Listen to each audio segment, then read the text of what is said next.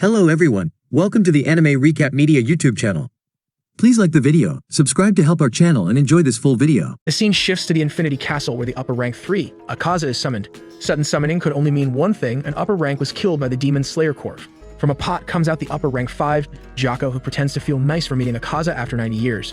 From the stairs emerges the upper rank 4, Hantagu, who corrects Jako that it's been 113 years since they were last summoned. Akaza asks the Biwa women, who summon everyone in the Infinity Castle as per Muzan's order, whether Muzan has arrived or not. She tells him that Lord Muzan has not arrived yet, however, upper rank 1 is here.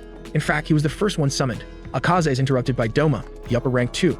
Doma has a reckless and childish personality, who likes to mess up with others. The scene shifts to the upper rank 1, Kokushibo. Muzan is finally here, who tells them that upper rank 6, Jutaro, has been killed. Muzan expresses his anger for the upper ranks and calls them useless for not taking care of Kagaya and Blue Lily. Muzan tells the upper ranks that he won't be lenient with them anymore and commands Jako to head over the place with Hantagu once he confirms the information. With that, Muzan leaves. Doma asks Jako for his information, telling him that he wants to tag along. Akaza gets annoyed and slashes half of Doma's head. In an instant, Akaza's hand was sliced off as well by the six-eyed upper rank 1, Kokushibo, who tells Akaza to respect the hierarchy and mind his actions toward his seniors. He suggests Akaza to officially challenge Doma or Kokushibo for promotion. Doma mocks Akaza by saying that he has every right to be upset, given how Doma became a devil after Akaza, yet was promoted over him. Akaza tells Kokushibo that he will kill him and take his rank. Kokushibo is transported back, followed by Akaza. Jako and Hantagu were sent off to confirm the information. Lastly, Doma is sent back to his place too, where his disciples are waiting for him. A maroon-haired guy with the same earrings as Thandro is seen sitting in a house holding a baby. The host, who looks exactly like Thandro, maybe someone from his ancestors, apologizes to this guest for making him babysit as his wife is sleeping. The host is Sumiyoshi, who thanks his guest for saving his life before and offers to pass down his surname through his own family, as the maroon-haired guy does not have any hair. He tells Sumiyoshi that he failed to protect anything that was dear to him, so passing on his name is worthless.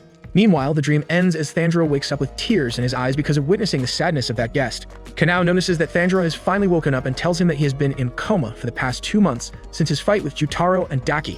Aoi and the triplets rush over immediately. They tell Thandro that Zenitsu woke up the next day they brought them in and is already out on a mission, against his will of course.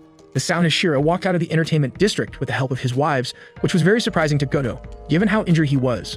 Aoi shares that Inosuke was on the verge of death. Because of all the poison spread in his body, he was in terrible condition. Thandro gets sad, telling them that in that case, he must be hallucinating Inosuke stuck on the ceiling above him.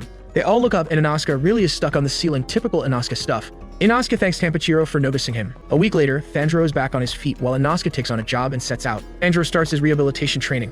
While training, Thandro asks the triplets if his sword has arrived, as his second sword got chipped in the battle at Entertainment District. They inform him that no sword came, although he did get some letters from Mr. Haganazuka, his swordsmith. Mr. Haganazuka confessed his feelings and clearly got them to Thandro by saying that he has no sword for the likes of him. Kyo suggests Thandro to go to the village. Suma and Naho add that it might be better if he meets him directly, rather than writing to him.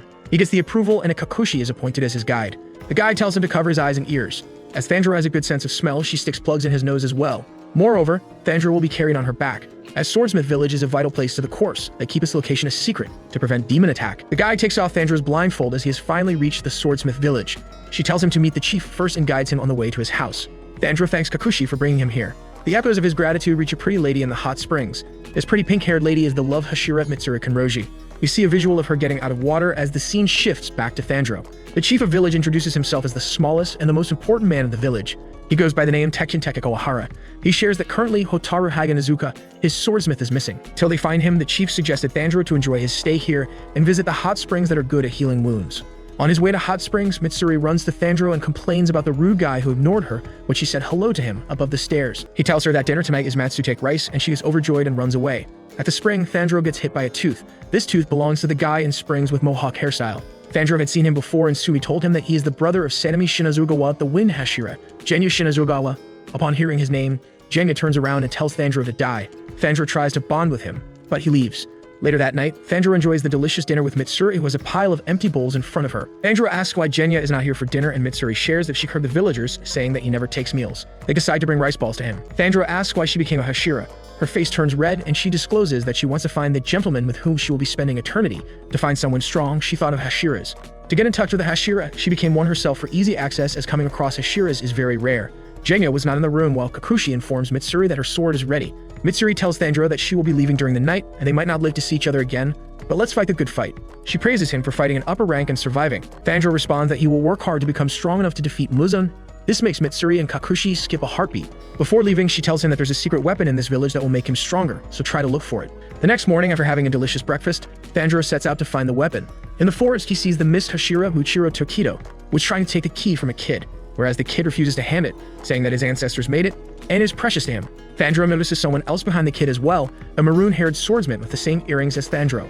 Tokido is beating up the kid swordsmith, asking to give the key to the doll.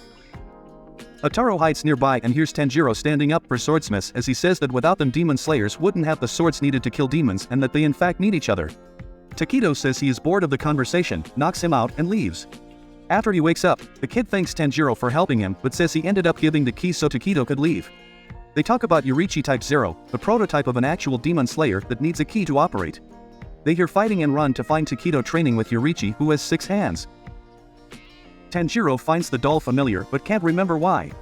The kid says the doll is from the Sengoku period, which is 3 centuries ago, and they still cannot replicate it. He didn't want to give the key because if the doll breaks he cannot repair it. They watch Tokido in awe as he fights with the doll. Mitsuri's crow suddenly shows up and says that Tokido is a descendant of the sun-breathing user. Tanjiro suddenly remembers the demon slayer from his dream and the kid says it can be an inherited memory. He says the dream must be of Tanjiro's ancestors. Tanjiro thanks the kid for the information, who introduces himself as Kotetsu. At that moment, they see Tokido break the armor of the doll and the kid cries, but Tanjiro encourages him to work hard and become a good swordsmith to continue his family's legacy just like he is doing his best to take down Muzan. As Kotetsu cheers up, Tokido walks by them and they are surprised at his nonchalant behavior. He says his sword broke, so he took the doll's sword. Tanjiro notices there is no malice and he is just apathetic. Kotetsu and Tanjiro find the doll broken on the ground. They turn the key and the doll still moves, even though it has only 5 hands.